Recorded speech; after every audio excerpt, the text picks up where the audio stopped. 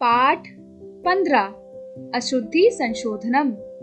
वाक्य में पुरुष, वचन, लिंग, विभक्ति, क्रिया आदि में से किसी भी कारण से अशुद्धि हो सकती है, अतः छात्र वाक्य को ध्यान से पढ़ें, अशुद्धि को समझें और उसे दूर करने का प्रयास करें। उपपद विभक्तियों का अच्छा अभ्यास इस प्रश्न के उत्तर में बहुत सहायक हो सकता है। इसमें सबसे महत्वपूर्ण यह है कि केवल रेखांकित अशुद्ध शब्द को ही शुद्ध करें, पूरे वाक्य को न छेड़ें। अब छात्रों की सुविधा के लिए विभिन्न प्रकार की अशुद्धियां और उनके शुद्ध रूप यहाँ दिए जा रहे हैं। कर्ता संबंधी अशुद्धियां तथा उनका संशोधन। शुद्ध रूप: त्वं भोजनं खादति, सः सा युवां कुत्र गच्छतः, तो भ्रमणाय गच्छत युवाम्, अहं स्वपाठं स्मरति, सः सा अम्बा भोजनं पचसि, त्वं वयं सायंकाले क्रीडावः, आवां ताः लेखं लिखतः, तो यूयं कदा भोजनं खादन्ति, ते आवां प्रातः ईश्वरं नमामः, वयं सा सदे समय कार्यं करोषि, त्वं। लिंग संबंधी अशुद्धियां और उनका संशोधन। शुद्ध रूप: इयं सुंदरम उद्यानम अस्ति, इदं सः मम मित्रः अस्ति, मित्रम्, अयं मम अम्बा अस्ति, इयं वृक्षात् पत्राः पतन्ति, पत्राणि, अश्वात् सैनिकानि पतन्ति, सैनिकाः, त्वं फलान् खादसि, फलानि। दशरथस्य 4 पुत्राः आसन्, 4, एते बालिकाः क्रीडन्ति, एताः बालकाः पाठं स्मरन्ति, एते। कक्षात् बहिः छात्राः कोलाहलं कुर्वन्ति, कक्षायाः। क्रिया संबंधी अशुद्धियां और उनका संशोधन।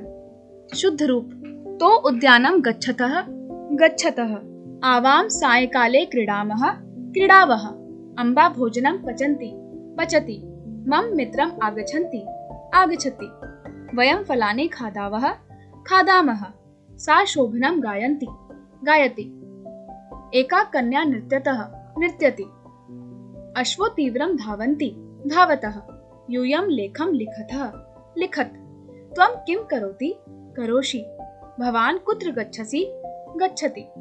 कारक और उपपद विभक्ति संबंधी अशुद्धियां और उनका शुद्ध रूप। शुद्ध रूप: याचकं भोजनं याचकाय, इंद्रं नमः इंद्राय, अश्वः पादात् धावति, पादेः, सुतः जनकात् सह गच्छति, जनकेन, मां फलानि रोचन्ते, मह्यं, मम गृहं विद्यालयात् समीपे अस्ति, विद्यालयस्य उभयतः वृक्षाः सन्ति, विद्यालयं, गुरोः परितः छात्राः सन्ति, गरुम्, अहं मित्रं सह क्रीडामि, मित्रेण, अहम् उद्याने गच्छामि, उद्यानम्। विशेषण संबंधी अशुद्धियां और उनका शुद्ध रूप। शुद्ध रूप: स निपुणा छात्रा अस्ति, निपुणः, मम अम्बा विद्वान् अस्ति, विदुषी, त्वं मधुरः फलानि खादसि, मधुराणि, सा मधुरः गीतं गायति, मधुरम्, रामः योग्यः बालकः अस्ति, योग्यः, मम विद्यालयः सुन्दरम् अस्ति, सुन्दरः।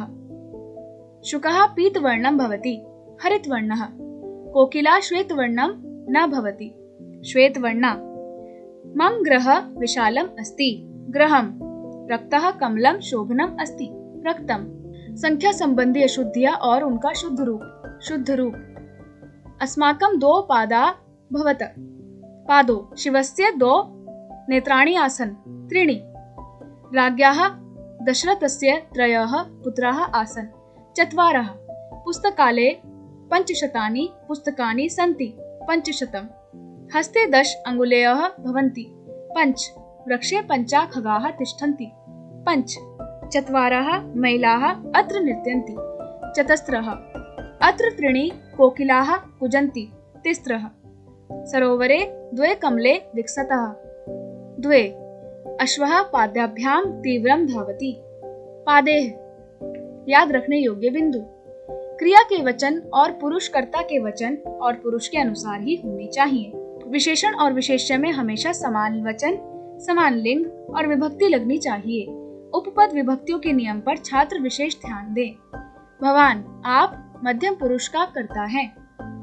किंतु इसमें क्रिया प्रथम पुरुष एकवचन की लगती है। श्वः आने वाला कल भविष्यत काल को बताता है, अतः इसके साथ भविष्यत काल की क्रिया लगेगी। ह्यः बीता हुआ कल भूतकाल को बताता है, अतः इसके साथ भूतकाल की क्रिया लगेगी। अद्य वर्तमान काल को बताता है, अतः इसके साथ वर्तमान काल की क्रिया लगेगी। मित्र नपुंसक लिंग शब्द है, यह छात्र अच्छी तरह याद रखें।